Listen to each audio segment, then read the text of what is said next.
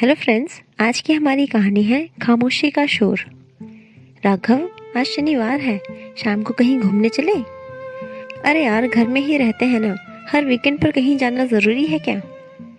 चलते हैं ना, मैं भी ऑफिस से जल्दी आ जाऊंगी। तुम अपने दोस्तों के साथ चली जाओ। राघव, उनके साथ तो मैं जाती ही हूँ। तुम्हें नहीं लगता हमें एक दूसरे के साथ कुछ समय बिताना चाहिए अपने रिश्ते को? ऋतु, फिल्मी बातें मत करो। हम पूरे समय साथ ही तो होते हैं। अब ऑफिस जाना छोड़कर तुम्हारा दिल बहलाऊं क्या? राघव, कितने दिन हो गए हमने साथ बैठकर ढंग से बात ही नहीं की। अरे रोज तो बात करते हैं, अब क्या रह गया? कुछ बातें फिर भी अनकही रह जाती हैं। सामने से आई इस आवाज से राघव के साथ साथ ऋतु भी चौंक पड़ी थी। अपनी लड़ाई में वे यह भी भूल गए थे कि वे अपने घर में नहीं, अपार्टमेंट के कॉरिडोर में खड़े थे। माफ कीजिएगा बीच में बोलने के लिए। नहीं, वो हमें ही ध्यान रखना चाहिए था, राघव ने ऋतु को घूरते हुए कहा। आइए ना, अंदर बैठकर बात करते हैं। जी नहीं, हमें ऑफिस के लिए पहले ही देर हो गई है। ऐसी बात है तो मैं रुकूंगा नहीं, पर एक शर्त है। आज शाम की कॉफी आपको हमारे साथ पीनी होगी। मेरी पत्नी नीलम आपसे मिलकर खुश होगी। तो कहिए मिस्टर राघव ठाकुर, और ये है मेरी पत्नी ऋतु। अच्छा, और मैं रवि भाटिया। तो फिर शाम की कॉफी डेट पक्की? जी बिल्कुल। इस अपार्टमेंट में आए हुए राघव और ऋतु को 4 महीने हो गए थे। इससे पहले उनका किसी दूसरे पड़ोसी से ठीक से परिचय भी नहीं हो पाया था। जान पहचान बढ़ाने के लिए दोनों ने यह आमंत्रण स्वीकार कर लिया था। तय समय पर दोनों मिस्टर भाटिया के घर पहुंच गए थे। दरवाजे के बाहर रवि और नीलम के नाम की नेम प्लेट लगी हुई थी। बेल बजाने पर एक 42-44 साल की महिला ने दरवाज़ा खोला। जी, वो मिस्टर रवि। आइए, अंदर आ जाइए आप दोनों। विमला जी, आप इन्हें बैठाइए, मैं अभी आता हूँ। अंदर से रवि जी की आवाज़ सुनाई दी थी। थोड़ी देर बाद वो खुद आ गए थे, हाथों में कॉफ़ी की ट्रे लिए हुए। Good evening Raghav, good evening Ritu. Good evening Ravi ji, Raghav और ऋतु ने सम्मिलित स्वर में कहा। भाई, नीलम जी की तबीयत थोड़ी ठीक नहीं है, तो वो आराम कर रही हैं। उठते ही आप दोनों से परिचय करा दूंगा। राघव और ऋतु दोनों को यह बात अटपटी लगी कि मेहमान को घर बुलाकर गृहस्वामिनी स्वयं गायब थी। अभी दोनों कॉफी पी ही रहे थे कि हंसी की एक तेज आवाज ने दोनों का ध्यान सामने वाले कमरे की तरफ कर दिया था। ये कैसा अलार्म है? ऋतु अपना कौतूहल दबा नहीं पाई थी। नीलम की आवाज है। नीलम ने अपनी आवाज रिकॉर्ड करके उसे ही अलार्म बना लिया था। पहली बार तो मैं भी चौंक पड़ा था। ओह, काफी हंसमुख है नीलम जी शायद। नीलम जैसा कोई हो ही नहीं सकता। उसकी हंसी बहुत तेज थी। जब वह हंसती तो आस पड़ोस वाले भी जान जाते थे। मैं अक्सर सोचा करता, जरा भी तमीज नहीं है इस औरत को। कहने को तो डबल एमए है, कॉलेज में लेक्चरर है, परंतु बुद्धि ढेले के बराबर नहीं। बातूनी तो इतनी कि मैं भी कभी कभी खिज उठता था। हमारी शादी को 12 साल हो गए थे, परंतु इन 12 सालों में मैंने कभी भी उसे दुखी या उदास नहीं देखा था। बच्चा न हो पाने का मुझे कोई खास दुख नहीं था, परंतु माँ बन पाने की चाह अधूरी रह जाने के बाद भी नीलम की आंखों में दर्द की एक रेखा भी मैंने नहीं देखी थी। जैसे दुखी होना उसे आता ही नहीं था। हर रात उसके पास बातों का पिटारा होता था मेरे लिए। रवि, बातें करते हैं ना, सो गए क्या? नहीं, सुन रहा हूँ, तुम बोलो। अपना चेहरा तो मेरी तरफ करो। जाने कितनी बातें थी उसके पास जो खत्म ही नहीं होती थी। वह बोलती रहती और मैं न जाने कब सो जाता। कभी ठीक से सुना ही नहीं, आखिर वह कहती क्या थी। आपकी शादी अरेंज थी? ऋतु ने पूछ लिया था।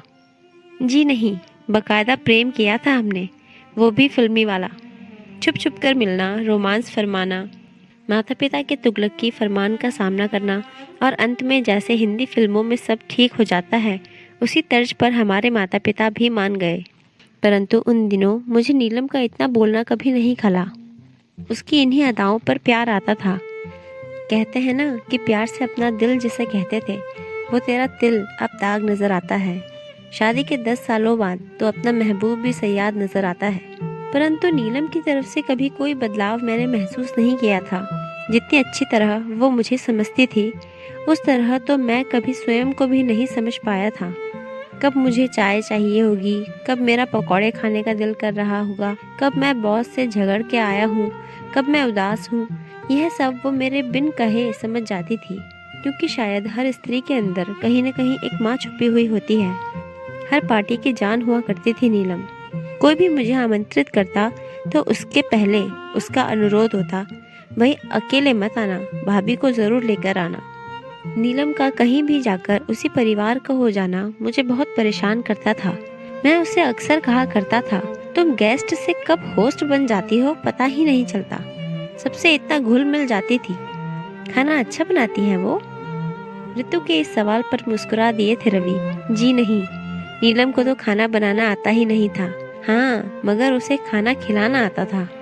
इतने प्यार और इतने सलीके से वह खाना सर्व करती थी कि 2 रोटी खाने वाला 5 खा जाता।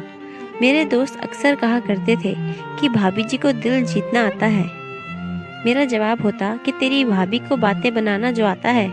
कभी कभी तो मुझे लगता कि मैंने एक औरत से नहीं, टेप रिकॉर्डर से शादी कर ली हो। पर रवि जी, आप बार बार था का इस्तेमाल क्यों कर रहे हैं? नीलम जी तो। इससे पहले कि रवि कुछ कहते, विमला आ गई थी। साहब, मैं चलती हूँ, खाना बना दिया है और मैडम के कपड़े भी बदल दिए हैं। विमला जी, 1 मिनट रुकिए, आपकी तनख्वाह निकाल कर रखी है, अभी लेकर आता हूँ। रवि जी के अंदर जाते ही राघव ने विमला से पूछ लिया था, ये नीलम जी का क्या चक्कर है? बार बार था बोल रहे थे, जबकि उनकी पत्नी तो अभी जिंदा है, मैडम होकर भी नहीं है। क्या मतलब? ऋतु ने पूछा। आज से करीब 4 साल पहले मैडम को पैरालिसिस का अटैक हुआ था। मैडम कोमा में चली गई थी। 2-2.5 साल तो साहब ने अकेले ही मैडम को संभाला। फिर दोस्तों के समझाने पर 1.5 साल पहले मुझे काम पर रखा। पर कमाल की बात तो यह है कि पता नहीं कैसे साहब को बिना मैडम के बोले ही पता चल जाता है कि कब उन्हें बाथरूम जाना है, कब टीवी देखना है, कब भूख लगी है, कब कहानी सुननी है। साहब तो मैडम को तैयार भी खुद ही करते हैं। वो तो आज आप लोग आ गए इसलिए मैंने कर दिया। टीवी, बाथरूम, इसका मतलब अब काफ़ी सुधार आ गया है उनकी हालत में। तब से अब तक बस इतना सुधार आया है कि मैडम कोमा से तो बाहर आ गई हैं, लेकिन क्या? लेकिन मेरे टेप रिकॉर्डर का म्यूट बटन दब गया राघव जी। मेरी नीलम की आवाज़ चली गई और साथ ही पेट के नीचे का हिस्सा भी निर्जीव हो गया है। रवि जी आ गए थे। कुछ देर तक सभी चुपचाप बैठे रहे। विमला के जाने के बाद ऋतु ने बात की शुरुआत की। माफ़ कीजिएगा रवि जी, वो नहीं, कोई बात नहीं। पर अचानक ये हुआ कैसे? राघव ने पूछा। उस रात मैं ऑफिस से लेट घर पहुंचा था। नीलम के छात्र छात्राओं की भीड़ घर पर ही थी। वह उनके साथ बैठी हुई किसी बात पर चर्चा कर रही थी। जब तक मैं मुंह हाथ धोकर आया, घर खाली हो चुका था। मुझे देखकर हंसते हुए बोली, डिनर करोगे या करके आए हो? जला भुना तो मैं था ही। उसके इतना कहते ही चिल्ला पड़ा, मेरे पास तुम्हारी तरह इतने चाहने वाले तो हैं नहीं जो साथ में डिनर ऑफर करें। मुझे लगा था अब तो पक्का लड़ेगी मुझसे, परंतु उसके चेहरे पर गुस्से की एक लकीर तक नहीं उभरी और वो हंसते हुए बोली, हाँ भाई, तुम्हारी यह बात भी सही है। कड़वा करेला ऊपर से नीम चढ़ा, खाने की हिम्मत तो सिर्फ मुझ में ही है। अच्छा, तो मैं करेला हूँ? हाँ, और तुम्हें तो पता है मुझे करेला कितना पसंद है। न चाहते हुए भी मैं हंस पड़ा था। अच्छा चलो मैडम, डिनर कर लेते हैं। तुम कर लो, मैं तो कर चुकी। कैसी बीवी हो तुम? दुनिया भर की औरतें अपने पति का खाने पर इंतजार करती हैं, उनके आने पर साथ में खाना खाती हैं। करती होंगी, पर नीलम उनके जैसे नहीं है। वैसे भी एक पुण्य आत्मा ने कहा है कि खाने के लिए भूख का इंतजार करना चाहिए, पति का नहीं। अच्छा, कौन सी पुण्य आत्मा? जरा मैं भी तो सुनूं। वही जिनके पति होने का सौभाग्य आपको प्राप्त हुआ है। एक साथ हंस पड़े थे हम दोनों। उस रात बिस्तर पर लेटकर जब मैं फेसबुक चेक कर रहा था, वह मेरे पास आई और कहने लगी, क्या कर रहे हो? बातें अपने दोस्तों के साथ। दूर बैठे दोस्तों से बात कर सकते हो, पास बैठी पत्नी से नहीं। क्या बात करूं तुमसे? कौन सी बात बची है करने को? दिन भर तो बोल बोल कर दिमाग खराब कर देती हो। इसने वो कहा, उसने ये किया। कितना स्टॉक है तुम्हारे पास बातों का जो कभी खत्म ही नहीं होता। हाँ करती हूँ मैं, पर तुम ही बताओ, कितनी बार अपना फोन साइड में रखकर मेरी आंखों में आंखें डालकर मेरी बात सुनते हो? क्या सुनूं मैं? अपनी माँ की बुराइयाँ? नीलम की सभी अच्छाइयों पर उसका माँ न बन पाना जैसे एक ग्रहण था। इसलिए मेरी माँ एक भी मौका नहीं छोड़ती थी उसको नीचा दिखाने का। जैसे औरत की पहचान केवल माँ बनना हो, जैसे मेरा खानदान धरती पर बची एक विलुप्त प्रजाति हो जिसके समाप्त होने का खतरा बना हुआ हो। मेरे उस प्रश्न पर शायद थोड़ा विचलित हुई थी वो, परंतु तुरंत ही पलटवार करती हुई बोली, क्या बाबू मोशाय, तुम तो जानते हो मैं पीठ पर वार करने में यकीन नहीं रखती, इसलिए जो भी कहना होगा तुम्हारी माँ के मुंह पर कहूंगी। उसकी इन्हीं बातों पर प्यार आ जाता था मुझे।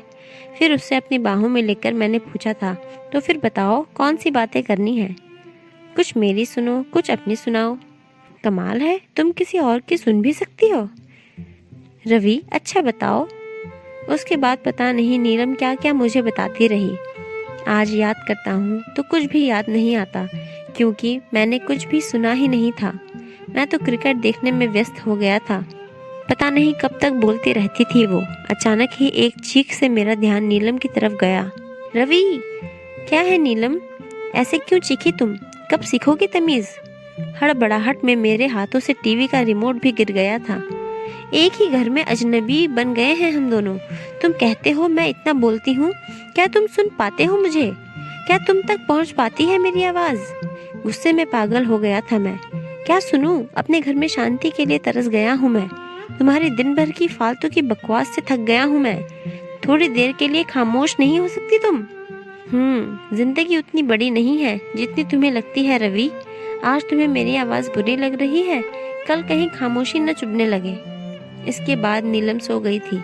नींद में ही स्ट्रोक आ गया उसे और मेरी जिंदगी में खामोशी भर गई। कमरे में एक चुप्पी पसर गई थी। रवि जी, डॉक्टर क्या कहते हैं? ऋतु ने पूछा। इलाज कर रहे हैं। अगले महीने नीलम को अमेरिका ले जा रहा हूँ। देखिएगा, वो बिल्कुल ठीक हो जाएंगी। राघव ने दिलासा देने की कोशिश की। रवि ने एक लंबी सांस ली और बोले, एक बात कहूँ आप दोनों से, चंद लम्हे तुम्हारी जिंदगी के तुम्हारे पास ऐसे मुट्ठी में कैद हो रेत जैसे। इससे पहले कि वक्त फिसल जाए मुट्ठी से तुम्हारी, जी लो हर लम्हा आखिरी वक्त हो जैसे। आ अंदर कमरे से आ रही इस आवाज को सुनकर रवि जी अचानक खड़े हो गए थे। बस इतना ही कहना था आप दोनों से। अब आप दोनों को मुझे माफ करना होगा। नीलम को टीवी देखने का मन कर रहा है तो मुझे उसके पास जाना होगा। दोनों को दरवाजे तक छोड़ने रवि जी आए तो अचानक राघव रुक गया और पलटकर उसने रवि जी से पूछ लिया, रवि जी, आपको कैसे पता चला कि नीलम जी को टीवी देखना है? चेहरे पर फीकी हंसी आ गई थी उनके। कोई कमाल की बात नहीं है राघव, बस जिंदगी भर जिस नीलम की आवाज यह दिल नहीं सुन पाया था, उसकी खामोशी को अब सुनने लगा है। दोस्तों, आपको ये कहानी कैसी लगी? अच्छी लगी हो तो लाइक और चैनल को सब्सक्राइब जरूर कीजिए। कहानी सुनने के लिए आपका धन्यवाद।